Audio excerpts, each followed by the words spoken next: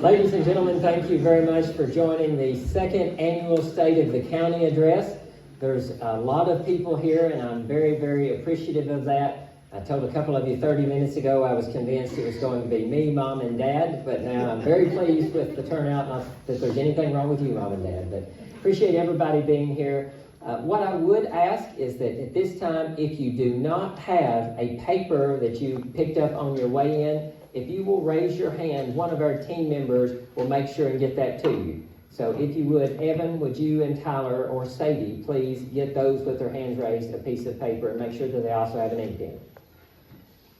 Thank you very much. This presentation will last 60 minutes.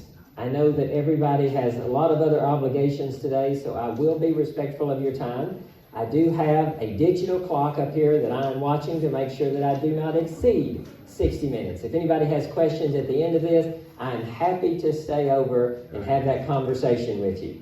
At this time, I'll ask Tyler Thacker if you would go to the very back of the room in behind Jayla Brown and flip all of those lights off for us.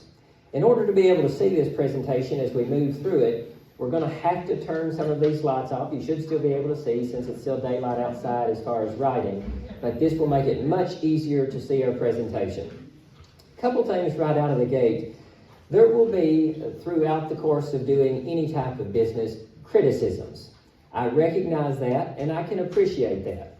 One of the most frequent criticisms that we've heard in 24 months is that I'm difficult to reach. I own that 100%. That's not just to members of the general public, that's also to my family. What I hope from a very selfish perspective is that hard to reach is much more understood as to why at the close of these 60 minutes. I have been very, very blessed in 30-some years to pack in what I believe double that in a normal life. So I think I've got 60 years worth of experience and positive memories in this 32-year-old life. I hope to do the same thing in this administration, pack into one term what would otherwise be two. So hopefully at the close of this, you'll see that is in fact taking place. Moving on to our first slide. It's important on your paperwork that you see core values listed. You should see those on anything that we do. Those 5 core values have to do with what we believe is most important for Cumberland County. Fairness, effectiveness, respectfulness, efficiency, and financial stability. Everything that I discuss here today should check at least one of those boxes, if not 2, 3, 4, or all 5. If we're not doing that, you need to call us out on it.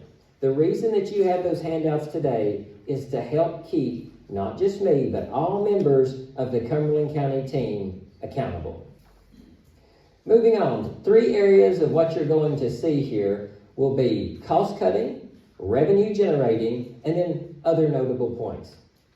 We'll break those down. Some of those will overlap. Some of those will be an obvious cost cutting and a little bit of revenue generating. You're going to look at numbers throughout this presentation where you're dealing with some fiscal years. Our fiscal year starts July the 1st and ends June 30th. Sometimes the numbers will be calendar years, which is January 1 to December 31st. Also, before anybody tries to call me out on this, some of these numbers are approximate. If a number is 10,112, if I say 10,000, I recognize it's not 10,000 even, but for simplicity's sake, those numbers will be rounded appropriately. If anybody wants the specific numbers, happy to share those as well. Jumping right into cost cutting. Dead animal burial. Cumberland County Fiscal Court has a program for farmers in Cumberland County, we don't go outside of Cumberland County, where if you have a horse or you have a cow and it dies, we will bury it. It is part of Cumberland County's belief that it's better that we bury that as a taxpayer service than leaving that out in the field and then having a predator problem. Next, work weeks start on a Saturday. That was another change that we implemented, as well as 3 or 4 others in the administrative code in the very first year. Why does that matter? It used to be work week start on a Sunday. Now that it's a Saturday, if we get called in on a weekend, big take the previous weekends, flooding or snow.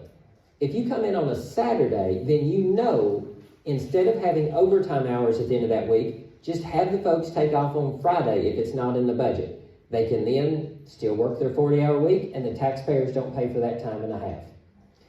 Looking at the dead animal burial, one of the ways that we also changed there was the time that we buried it. We still bury cows. We still bury horses. We still bury livestock, but not on weekends. The idea there is that it saves somebody from coming in. It saves that overtime pay when we can get to it 6:30 the next morning, if it's after hours in the evening on a weekday, or on a weekend, then we're talking 6:30 on Monday morning. Summer days are 10-hour days instead of 8.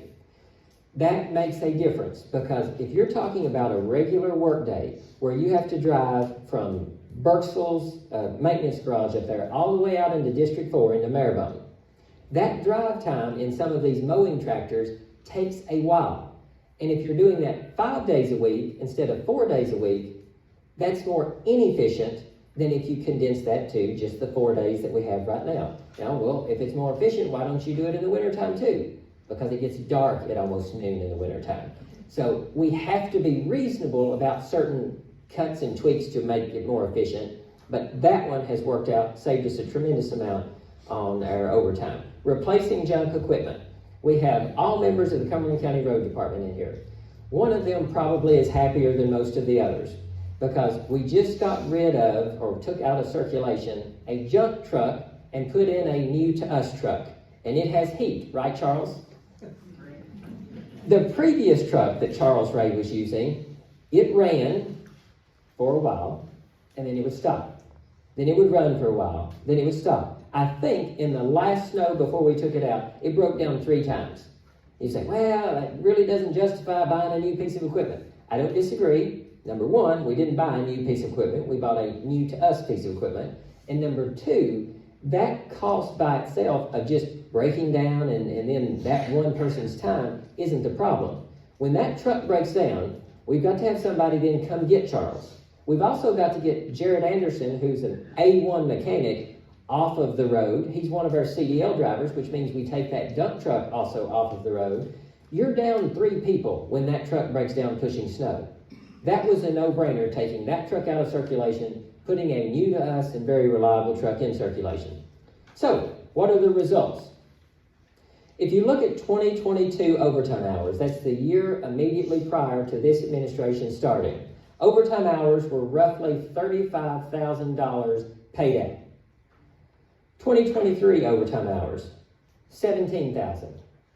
2024 overtime hours, most recent year, $14,000. That is a 59% reduction from 2022. Now, I have to brag on the Cumberland County Road Department here, because that 59% reduction is great for all of us as taxpayers, right? But what does that mean with respect to the Cumberland County Road Department? They just got a 59% pay cut, right, on their overtime there. So that's important to know, that those guys recognize their overtime got cut by 59%, but I've not heard them complain. I've not seen any one of them say, well, I'm not coming to work today because that was cut. And we appreciate you all for that. Cost-cutting actions. Removing county roads when all parties agree. Several of you know that this administration is incredibly focused on getting a lot of these pig paths and private driveways off of the county road system. Now, the current administration did not put a lot of those roads on. But if they're on the county road system, we owe it to the taxpayers to maintain them. There are some roads throughout this county that go almost right up and almost into garages. We didn't do that. And if you have one of those and you want to get that off the county road system, I would love to have a conversation with you about doing that. We are trying to get those off, because every one that we remove, that's a road that we don't have to plow in the wintertime, we don't have to salt it, we don't have to then clean off debris when it storms, we don't have to maintain it if it washes out. That saves the taxpayers money there. And if people want that seclusion, make it more private, good for them. Share the cost for establishing new county roads. This was very early on in the administration. We decided that we were not in a financial position where we could adopt in new county roads unless they met certain very strict specs. So now, in order for a county road to be identified as a new county road, it must be blacktopped. You cannot take a property, subdivide it, and then cut out just a little row and then have it put on the county road system.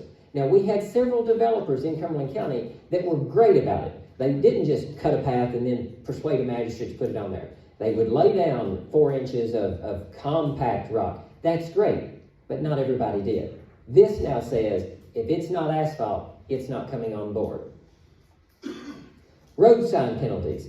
Back last year in 2024, the court passed a resolution that said, to the full extent of the law, the Cumberland County Fiscal Court would instruct the county attorney, Coleman Hurt, to pursue legal action against folks who were damaging or stealing our county road signs. Surplus of unused assets. Not only does that get junk out of our way, but it also cuts down on our insurance costs.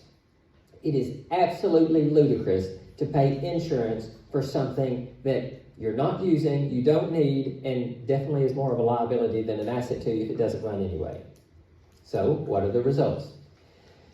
In 2023 and 2024, we generated $32,000 in revenue from the sale of surplus equipment.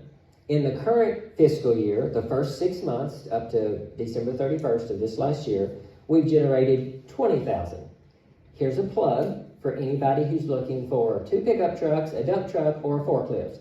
We will be surplusing those items soon. Go on Gov Deals, look there if you want to bid and buy those. Quarterly reports. What are quarterly reports? Stacy has to submit a quarterly report every quarter. Those quarterly reports show your financial health, and it shows how far along in the budget that you are. Our quarterly report that ended December 31st of this last year shows that in 2023, just over $3,000 were spent on signs. In 2024, we were down to $1,200. Now, does that make or break accounting? No. The reason that that's included is to show you we do not make changes in big licks alone. We make them in gradual, incremental steps. And you cannot say that we're only looking at the big things. We only make tweaks to the big things. That will not lead to any type of sustainable change on the financial front. Cost-cutting actions. County Attorney Coleman Hurt, now I haven't seen him here, but County Attorney Coleman Hurt deserves a lot of credit on this one. He brought to the court some news maybe 6-ish months ago that they have adopted over in district court and circuit court as part of the county attorney's initiatives, what's called a rocket docket. That means that a lot of these cases are not dragging on and on and on, and then causing Cumberland County's fiscal court jail and inmate expense to increase. Now, he doesn't do that by himself, though. The jailer's communication with the district and circuit court judges is a big factor in this, a huge factor. Jailer Thomas J. Brown and his deputy jailer, several of them are here with us today. At this time, would you all please stand for anybody that doesn't know you? I'd like to specifically point you all out, Jailer Brown and all of his deputies. Now, stay standing for this part. I want you all to understand that those folks, as well as one more that I'm going to ask to stand in just a moment, are saving Cumberland County taxpayers a tremendous amount of money. Eugenia Ferguson, would you also please stand? We have what's called medical repricing. As a result of that medical repricing, we take the bill that we receive because we have to pay for inmate medical costs.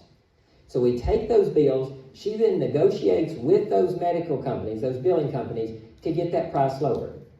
Eugenia, Jailer Brown, his deputies, Attorney Coleman Hurt, and his team have made a tremendous impact financially. Total jail bill for 2023, $356,089. Mr. Jailer Brown, would you agree that the cost of everything, including our jail, is going up, right? Yes. Even with that, cost of medical going up, cost of our jail going up, cost of fuel going up, everything's going up. Even with that, the people standing right now have done that. In 2024, our jail bill has dropped down to $314,000. Find one other county in Kentucky that can say that. Thank you all as deputy jailers and our jailer. Thank you, Eugene, as finance officer, and to the county attorney for making those numbers possible. I appreciate that very much, and the taxpayers do as well. Eugene, absolutely. Eugenia's medical repricing, total bills that we've received, 10,000, down to about 4,300. Total, $57,000 less than the same time last year. Again, find one other county that's doing that right now.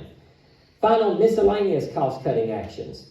If you take a look at the little stuff on the spreadsheet, it is easy to overlook that. We had a storage unit, and we've had the storage unit for years. The storage unit is not $10,000 a year. But if you take over one term, the cost of that storage unit will pay for one 24-ton load of salt. And Ricky Melton will tell you, we occasionally need a 24-ton load of salt. If that makes sense, and we can use another facility like we have, because we moved it all over to the temperature-controlled annex, we didn't need it. That's gone. The expense is cut. We accepted all bids for road materials. We have with us today some representatives from those road companies, those asphalt companies and those rock companies. That's a no-brainer, folks. That's a no-brainer to accept those bids. If it's cheaper, accept the cheaper bid. Now, are there exceptions to that rule? If it's somebody who just started yesterday, hung up a shingle and said, you know what, I can do this, I'm going to do it for half the price. Sure, we have to be reasonable about it. But if we're comparing apples to apples, we need to do what's in the best interest of you all as Cumberland County taxpayers. We followed a very strict bidding process as well as the strict review process. This is important, and you would think it's straightforward because it is Kentucky law that projects and purchases over a certain amount must be bid. That is a smart regulation. And even though that is Kentucky law, there have been occasions across the Commonwealth where maybe that's not been done. Strict adherence to that here saves you money. It keeps from allowing a $50-something project that's been estimated and that we've received money for from becoming a $174,000 project. So that, although it may seem like it's just being mean, that is a no-brainer when we're talking about things that we need to do as a fiscal court. Let's talk about cost cutting and how volunteers help us cut those costs. We have a wonderful paid team of staffers, wonderful, but they cannot do it all. They cannot push snow, clean up the roads, submit all of our financial reports, make payroll, issue purchase orders at any given time of any given day, and take care of all of our commodities, and handle distributions for toys. They can't do it. So the volunteers have to help in order to make that possible. At this time, just to give folks a sense in the room of how many volunteers we've even got with us here, if you've ever volunteered, I said ever, if you have since January the 1st, 2023, volunteered with anything with the fiscal court, toy distributions, commodities, the Christmas break, any of that, will you please stand at this time? These folks make that possible. None of them get paid. Hopefully they all get thanked, but none of them get paid for doing that. It's often incredibly cold. It has been rainy. People have not always been appreciative, but these folks make it happen. Thank you very much for being part of the family. As a result of that team, let's take some numbers on the board here and make note of these. USDA commodity food distribution. When we started in January 2023, that distribution took us 1 hour and 36 minutes. Now, it's under 30 minutes. Our record, which is going to be hard to beat, our record is 17 minutes. Now, that will be difficult to believe that you can serve more than 5 or 6 people in that length of time, but come over and volunteer with us tomorrow morning at approximately 7:30. The line will start moving at 8 o'clock, and you'll get to see how many people we have and just how quickly we move through there. So that's the time. What about the value? The total food value, if you take the most generic Walmart, Kroger brand on all of these items, total them up for each month, and then run it at the end, 2023, we gave away over $80,000 worth of food value. 2024, that's not a typo. That's not supposed to say 81,000. That's $181,000 of food that was given away in the calendar year 2024 because of those volunteers. When you have our state, our regional, and our surrounding county partners recognize what that team of volunteers can do in a county of just this size, they make note. And then you end up, I don't think you would mind me sharing this, and hopefully none of you are mad that I had to respectfully decline this offer. Nick Shear, he is the Executive Director of Lake Cumberland Community Action Agency. After we had a toy distribution, he called. He was very impressed with the success, very impressed with the efficiency of it, and he said, "Judge, how do you feel about grape soda?" I said, "Nick, I think grape soda would go over well in Cumberland County." And I said, "How many do we need to get?" He said, "Well," he said, I've got several." He said, "I can just put them on a tractor trailer, send them your way." I said, "Well, Nick, how many have you got?" "Judge, I've got 9,002 liters of grape soda." We respectfully declined the 9,002 liters of grape soda. We did appreciate it. That meant that they recognized that we have the ability to get things in the hands of Cumberland County citizens, but just not that much grape soda. The total 2024 expense for the $181,000 of food that we gave away, less than $3,000. Less than $3,000. If you hear that vicious rumor going around, "Oh, the judge increased the budget on commodities," you're right, I did. I increased it by $1,000. So anybody that wants to complain, I'm happy to take those complaints on that, since it took us up to the $181,000. Doing more with less continued with these volunteers. First ever giveaway a toy day and handing out toys during the Burkesville Christmas parade. Never been done before. I hope it will be done again. That was, rightfully so, a very stressful time. A lot of us were anxious because it had never been done. We did not know if we would have enough volunteers to show up and help with that. It was going to take a lot of hands for that Christmas parade, especially where you are moving. And I don't think he would mind me saying, but Bob Hallett will tell you, there was a particular stretch, got pretty fast on us. So if it weren't for those volunteers, 43 of them, as a matter of fact, we could not have handed out at the Christmas parade and the toy distribution over $100,000 in brand new toys right before Christmas. That's a big deal. Didn't ask for anything for the people that came over there to get those except proof of residence. Didn't have to be a driver's license, could be a piece of mail. We wanted that to be something that was put in the hands of Cumberland County citizens. I'm happy to also report that as a result of that and those volunteers, we were on WBKO twice, and we were also on News Channel 5. That's great to be on those news stations for something, say, other than a murder or a natural disaster. If we can get a little bit of regional and statewide good news, thanks to the volunteers, the Cumberland County team, and Cumberland County taxpayers who make it happen, I'll take that all day, every day. Now, let's talk just for a moment about why that wasn't enough. We cut a lot. Cut some things that weren't even on the presentation today. I told you this last year, we cut that phone line up at the county garage. Why did we cut a phone line at the county garage? Don't you need it? The phone hadn't even been plugged up for several years, but we were still paying the phone bill on it. So that tells you how detailed we are when we go through those line items and we're cutting things. Nothing's off the table. We were cutting costs before cutting costs was cool, but we made it a point of this administration to say, if you can find a change that we need to make that's better for Cumberland County taxpayers, you'll be recognized and rewarded for it. Fiscal year 2023-2024, utilities for the courthouse, over $13,000. Now this next number is going to be incredibly large, but I want to tell you up front, thankfully right now we get reimbursed for this. The Justice Center utilities, over $80,000 just for the utilities in a year.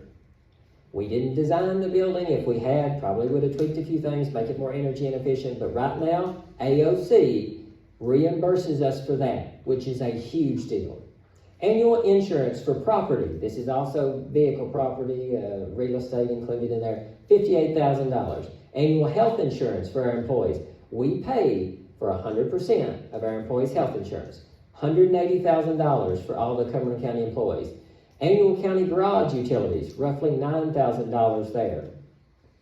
If you look at our parks and maintenance, we're at $13,000 for just this halfway point in the year, as of December the 31st. I'm not suggesting that we cut that. I'm just telling you, in order to have parks and recreation for our kids, and this is out in the county, this is not city park. In order to have that, it costs money. Road materials. Any member of the road department and the folks that are in the road business will tell you, everything's going up right now. This is not a political comment. It is just a matter of fact comment. Inflation and tariffs are going to factor in to our road supplies. Steel especially right now. We have to prepare for that. We must prepare for that, and we cannot cut ourselves into prosperity on that front where we can start paying for all these extra costs. The last thing, FEMA and overall debt. Now, Stacy Thrasher would probably tell any one of you in this room that I absolutely despise debt.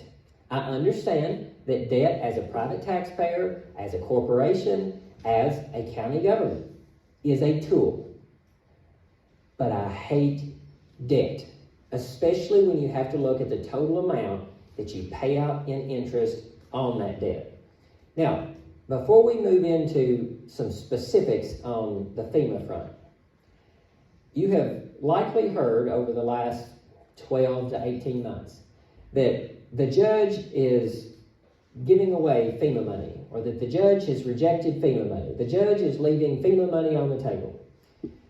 I want to clarify some of that. I'm not leaving money on the table. We're making an A and a B decision here, an option 1 and option 2 decision. We have received, as a Cumberland County Fiscal Court, over $3 million from FEMA for 3 different disasters that go back to 2019.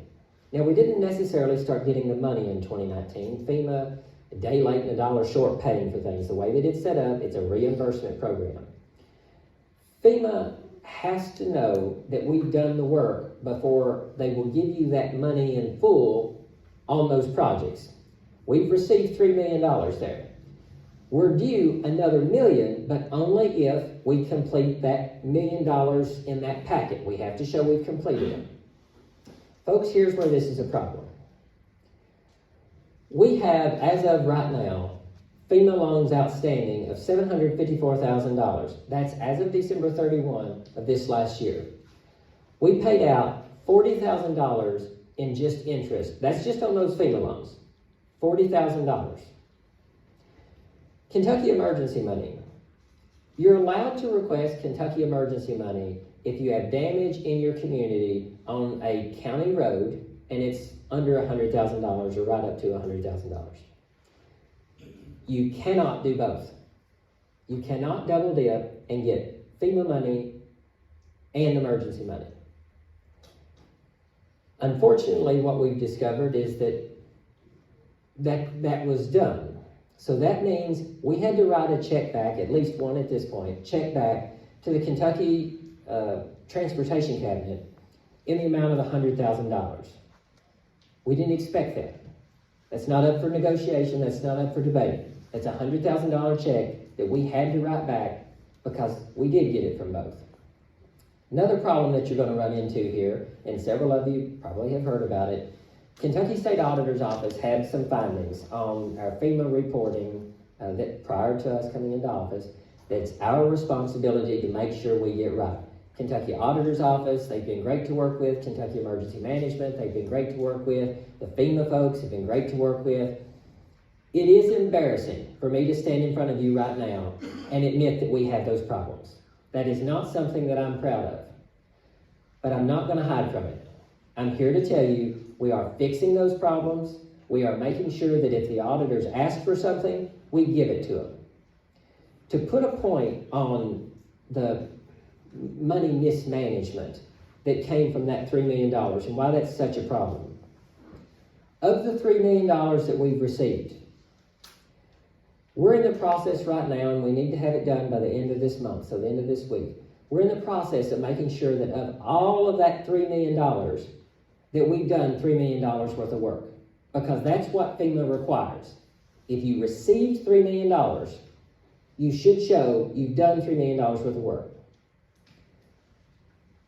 I'm very concerned that we don't have $3 million worth of work that we can show for that right now. Now, do not misunderstand what I'm saying. There is a money management problem here where it's a fundamental disagreement on how you spent that money when it came in. From my perspective, if they give you money on Hejai Road, use the money to fix Hejai Road. Some of the calculated decisions that it seems were made at that time was, if you get $100,000 on Hejai Road, but this other road is in so much worse shape than Hejai Road, let's go ahead and use that money for this project, but then when the rest of our county road aid money comes in, then we'll do Hejai Road. Well, then you've got another road that jumps in front of it, and another road that jumps in front of it, and another, until finally you end up in a position where that money has been spent. It didn't walk out of the courthouse, but that money was not spent on those FEMA projects, which now means what? That now means we either have to finish those FEMA projects that, again, were estimated to cost $3 million. We don't have $3 million to finish them. Or we pay the $3 million back. We don't have $3 million to pay back. Now, it's fair to say, not all $3 million is going to have to be paid back or then complete those projects. Some of those projects were, in fact, completed. We had a big chunk, $972,000 worth of railing cribbing that has been done. But we have a substantial amount of money there that we're still trying to figure out what is that total dollar and cents amount that we're either going to have to finish, which probably now it's double what it was going to be in the estimated cost, or pay it back. We have to make that decision. We have to make that decision. Anybody that has questions on that, again, I'm happy to go into more detail with you later on that one. Revenue generating now. Annual courthouse rent, $68.82. This is the second year that we've rented out a basement room in the courthouse. We rent that to the Commonwealth of Kentucky. They have been great partners for the Cumberland County Fiscal Court. I have to give a lot of credit to the Cumberland County Court Clerk and PBA. That used to be their junk room. Thanks to their willingness to move that stuff out, Cumberland County is now benefiting to the tune of almost $7,000 a year at no extra cost to us. Transient tax. Transient tax is used as a way to fund the Cumberland County Tourism Commission. They fund the Bluegrass Festival, help fund the Bluegrass Festival, River Festivus, European Bikers Rally, and support the efforts to bring people to Cumberland County. Cumberland County Fiscal Court does not get to keep that. That 76,000 number is really impressive to only be 6 months into the year. That's already 90% of what we budgeted to receive for the entire year. That's very encouraging. Cumberland County Clerk's Office. They deserve a tremendous amount of credit. I don't know if Clerk Brian Morgan is in the audience. If he is, I wish he'd raise his hand or stand up. If you see him, please thank him for this. They have taken the staff of the Cumberland County Clerk's Office, and in just the regular course of doing business, they've said that they're willing to take on more work and partner with a company called Copart. That company has our Cumberland County Clerk's Office processing some title work. As a result of that title work that they're doing, doesn't cost them any overtime hours. They're just, when they're not serving Cumberland County taxpayers, they're processing those.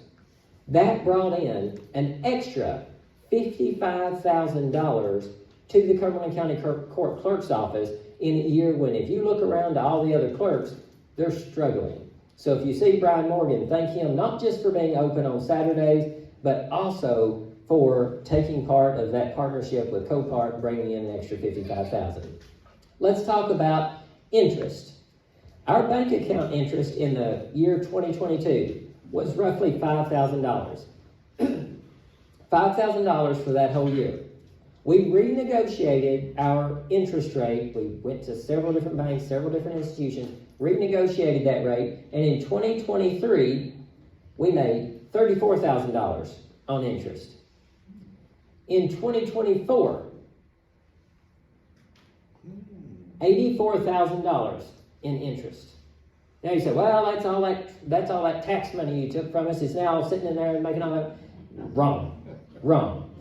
When we renegotiated that rate, we renegotiated so that it was on all of our accounts. You don't have to put that money in a CD. That's just in all of those accounts that sit there where we're drawing out of every time we write a check or when we get a check in. That's where that's coming from. Scrap metal. David Willis, I bragged on him last year. I'm going to brag on him again. He's our human magnet on dumpster days.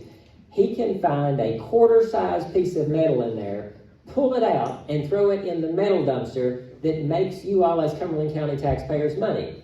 2022, we had $1,400 in scrap metal. 2023, $2,200. 2024, $3,400. David, in time, you will pay for yourself in the scrap metal fines there, so keep that up. Insurance premium tax. No doubt you've heard a lot about the insurance premium tax. We discussed that roughly 4 or 5 months into this administration back in 2023. It started in July of 2024. Started July 2024. These numbers, the 123,000, that reflects what we received first 6 months in that calendar year, or the last 6 months of that calendar year, first 6 of the fiscal year. Now here's what I want to point out, because there's quite a bit of confusion on this. If you look on your insurance paperwork, Cumberland County tax, and this might be a little dim for some of you, Cumberland County tax, it will say that on there. It's a 4% tax. The city of Burkesville has an insurance premium tax. It will also say Burkesville tax. It will be clearly identified. You do not get hit with both. I've heard it from several people. Oh, Judge, you snuck it in there. You said it was going to be 4%. My insurance went up 30%. It didn't go up 30% because of the insurance premium tax. It likely went up 30% because of hurricanes down in the Gulf Coast, hurricanes down on the East Coast, fires in California. Those businesses have to make a profit in order to survive. So if they have to raise those premiums, that's part of it too. If you look at that, and we've had some folks do this, they look at it on their bill. Judge, you lied to me. You said that it was going to be 4%. It was just over 4%. You're right. It is just over 4% on most of the bills. Here's why on that. Insurance companies have the opportunity, the state regulations give them this opportunity to charge 15% for having to handle that, for having to process that. So if you see that it is more than 4%, specifically 15% more than 4%, that's because the KRS gives them the right. It very clearly says that they may charge that 15%. Okay. If you have questions, again, I'm happy to have those conversations with you after that. Please don't vilify members of the fiscal court for insurance going up a lot. Please don't vilify your insurance companies for just having to keep their lights on. Real property, $116,000. That's what we've received as of December 31st.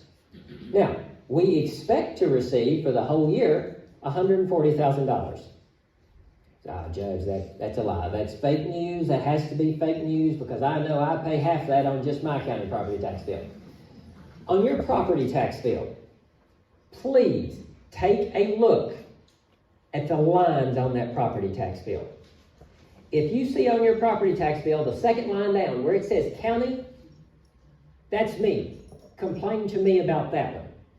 That's the second lowest on your property tax bill. That's the second lowest. Okay, well, Judge, that's still a lot of money. I don't want you to take any money off my property tax. Okay, we're already in Cumberland County the second lowest property tax in the state of Kentucky. Second lowest in the state. Why are we the second lowest in the state? Because there's been a mantra that's gone back many, many years. You raise taxes, you get voted out. You raise taxes, you get voted out. That may be true. I'll report back in a couple of years on that. But what I can tell you is, if you don't do something on revenue, you turn the lights off. You lay off your employees. Now, do I think you should just immediately jump to raising taxes instead of making the cuts that we've talked about? No, I don't. That's why we made the cuts first. I do think that if you look at the state average on property tax, which is 14.55%, we're well below that average, and that's okay. That's okay, but we have to understand we're not making up any deficits off of property tax. If you look at our personal property tax rate, it's 3.30. The highest in the state is 45. So where do we rank on our personal property tax rate? The absolute lowest in the state. Now, I'm not saying that as a criticism. That's something that we can be proud of. That can be something we put in our marketing. Come to Cumberland County. We have the second lowest county fiscal court property taxes in the state. We have the lowest personal property taxes in the state. Come to Cumberland County. But I say that to make the point, the money had to come from somewhere to keep those lights on. That's why we had to act on insurance premium tax. Occupational tax, $396,000 as of December 31st. That's $56,000 more than this same time last year. Stacy Thrasher deserves a lot of credit, as do other members of the Cumberland County team there, for enforcing the rules on the books. The occupational tax says that if you are due to pay an occupational tax, you must pay the occupational tax. Not, well, I don't like that person, so they haven't. Everybody pays. It's right now 1.25%. Flood control money. A rising tide lifts all boats in this regard. $239,000 is what we're going to receive for this entire fiscal year. That's $43,000 more than we received in the previous year. That money comes from our marinas. They have to pay TVA a lease amount. TVA then funnels a percentage of that money back to us. And in case you're curious about just exactly how meticulous we are about going through these numbers, I can tell you, for anybody who's curious, our vending machine money is up. We brought in $171 in the first 6 months of this fiscal year. That's a 20% increase from the previous fiscal year. It's small, but we track it. Liabilities. This is something I'm incredibly proud of. We have a sheet that shows all of our liabilities. This excludes Cumberland Health Services, which is a corporation that deals with the hospital.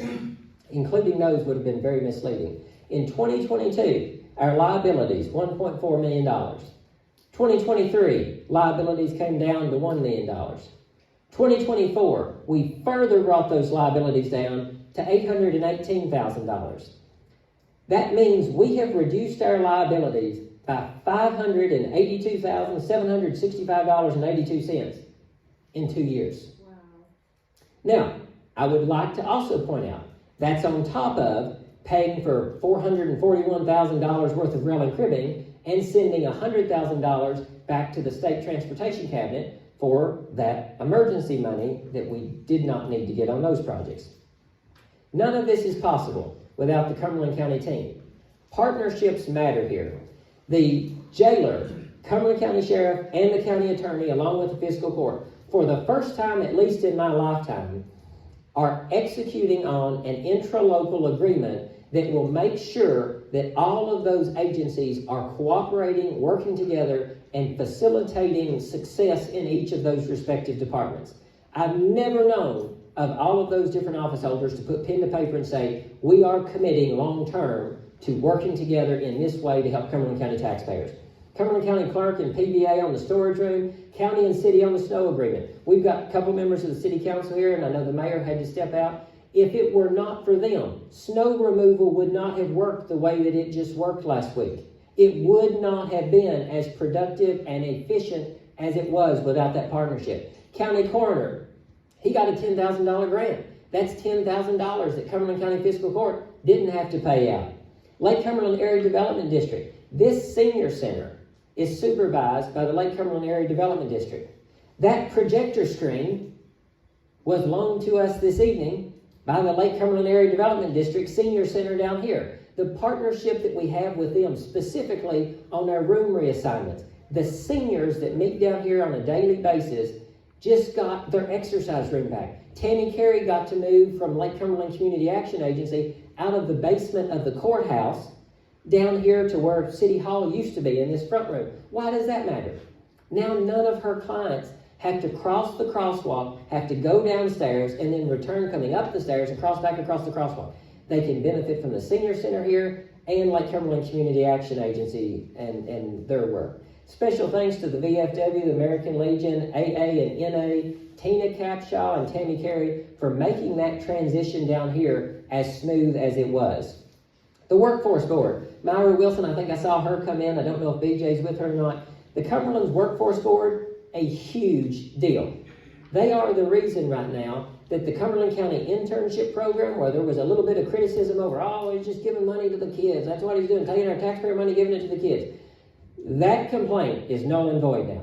Anybody that says that to you, either send them to me or you tell them, moot point. Thanks to Myra, every single one of our county interns has a budgeted payroll amount of $3,000. That's not coming from local tax dollars. That's because our first ever of its kind in the state of Kentucky program has received all the right positive attention, and they've said, we want to fund this, and we want other counties around to use this as their pilot. Community Action Agency, Water District. Water District is partnered with Adair County and Metcalfe County, expanding their reach. Kentucky General Assembly, they have gone out of their way to help us, whether it be on road issues or the workforce development funds, as well as the other fiscal courts. Now, future financial plans. Where do we go from here? Debt reduction, huge focus of this administration. Our goal, it is ambitious, but our goal is to reduce liabilities to under $250,000 by December 2026. We can do that. With responsible spending, we can do that. Now, what else do we do? Splash pad and courthouse beautification. I hope that some of you have heard about the splash pad. We do intend to move forward on that. I'd like to under-promise and over-deliver on this one. I'm telling you, that splash pad will be open by June of 2026, and all of the strategic courthouse improvements will be completed by April of 2026.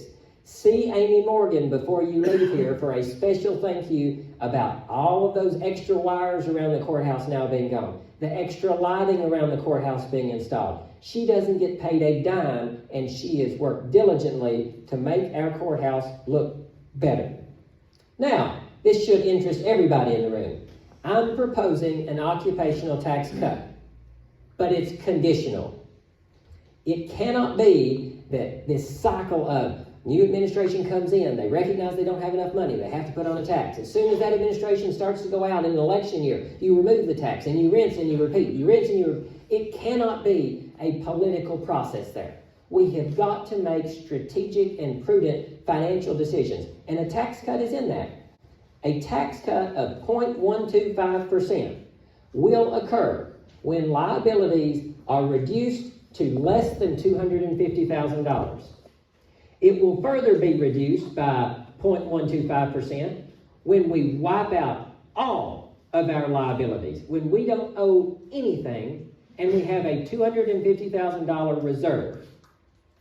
Once that happens, our occupational tax goes from 1.25% down to 1%. That is a big deal for the people in Cumberland County who work.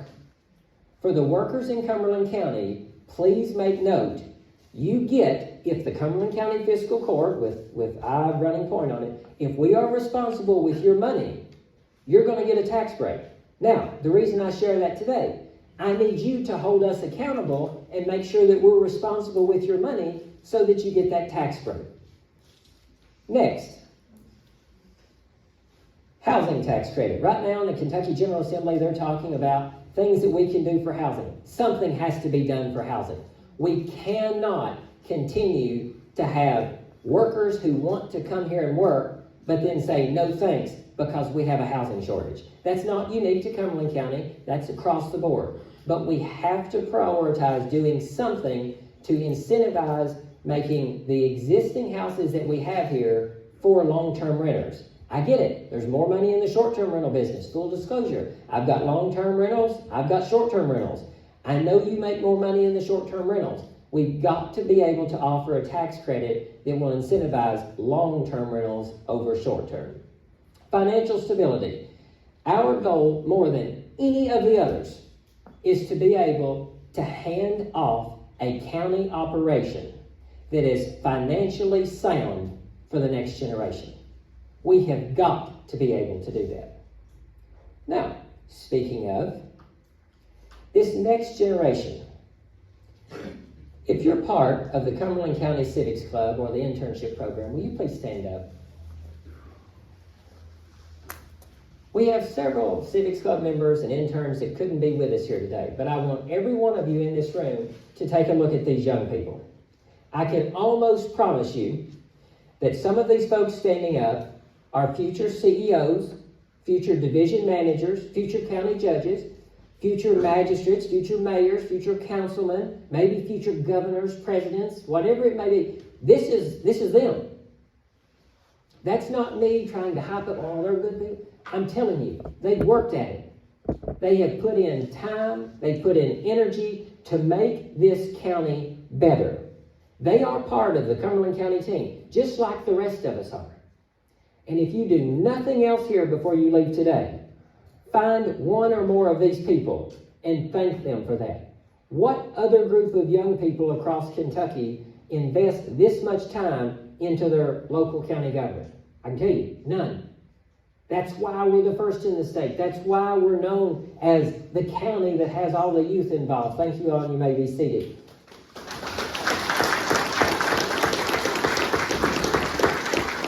This group started in 2024. They're already known, and I think Myra would say this, they're already known throughout the region for sure, definitely throughout this part of the greater part of the state. I would tell you from Paducah to Pikeville, they're known. They get, and a little bit of a jealousy point here maybe on my part, but they get a lot more speaking requests than I do. These other fiscal courts, the Rotary clubs, they want those students there to talk about, how did you build this there, and can we do it here? Now, okay, does that matter for Cumberland County taxpayers? Of course it does. Cumberland County is getting more of this statewide attention, positive statewide attention. They're not killing each other to get the attention. They're on KET, they're on WBKO, they're on News Channel 5. They had a full segment on KET. It's been a minute since Cumberland County's had that. They've been interviewed by Cumberland County News as well as WKYR on a regular basis. We are known as the county that gets the youth involved. That's a pretty good reputation.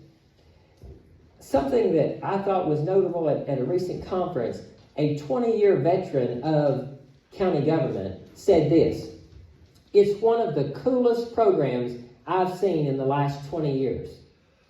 That guy's in all 120 Kentucky counties, and he has been for 20 years. That's a heck of a compliment. That's a heck of a compliment.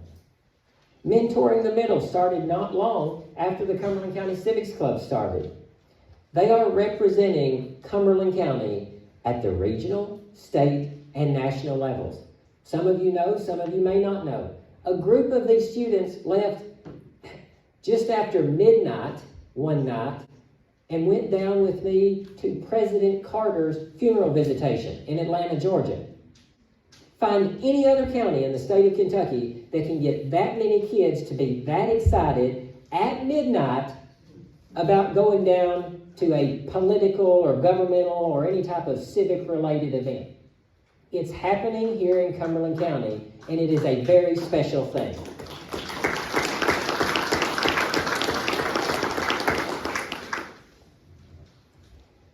Cumberland County has been blessed with a lot of very talented, very giving, very kind and successful people.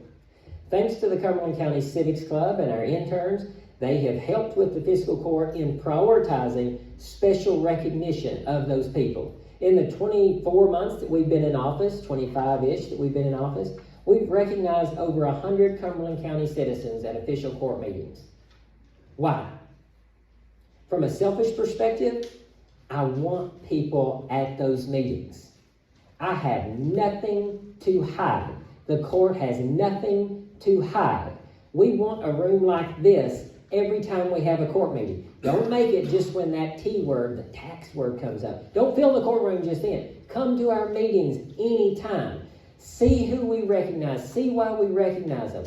We want those folks to come to those court meetings so that they have that exposure, and it bridges the gap. Should they ever need a member of the fiscal court or the judge or a member of the Cumberland County team, they're that much closer to knowing how to make those solutions become a reality. saving the county money and helping secure funding from other sources. Aiden Capps.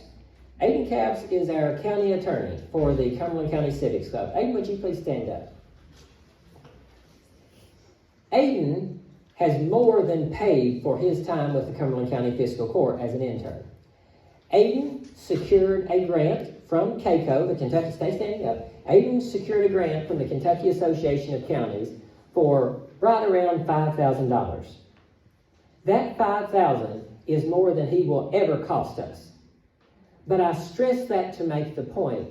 These folks are giving you all way more than we're giving them. Don't get me wrong, they're gaining from the experience, but they are giving back in big ways to our community, financially or otherwise. Thank you, Aiden, for securing that grant.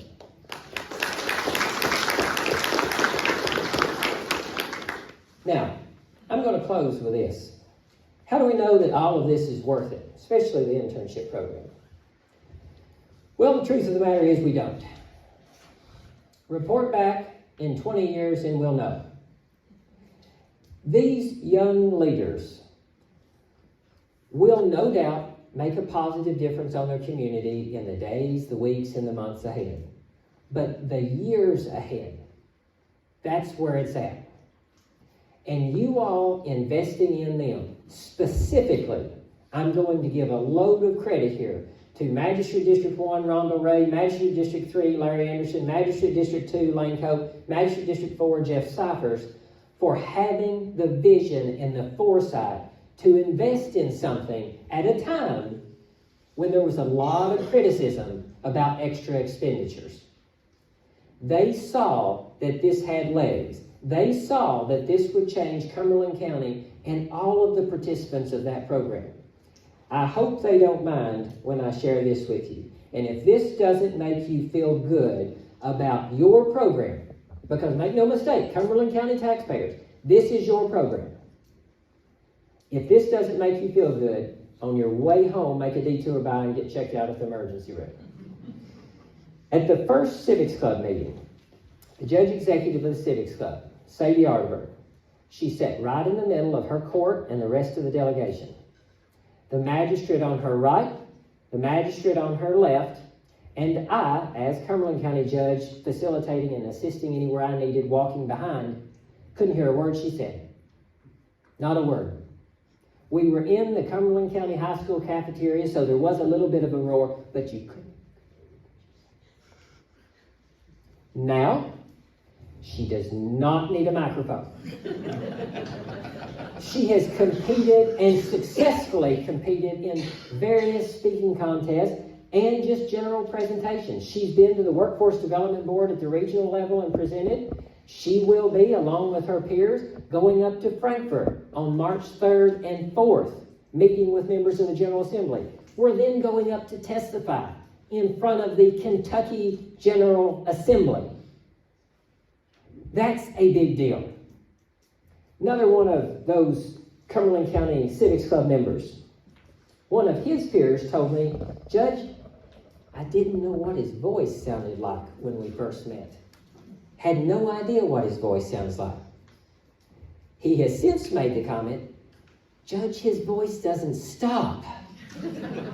We've cured that problem too. So I give these students a lot of credit for where they are right now. They have come so far, personally, professionally, and they've brought the county forward with them. I hope that 20 years from now, when they may very well be in these same positions, that they invest in the youth of that age like each of you all in this room are investing in them today. Make note, young leaders, invest in them and pay that forward, please. Last thing, as a final farewell, I'm going to end just like I started. Thank you. I appreciate not only you being here today, but you making all of the success that we've shared here possible. None of this could have happened without every person in this room and many who weren't able to be here with us today. Thank you all again for being here, taking time out of your busy schedule, and for helping make Cumberland County one of the best places I know to live and work. Thank you.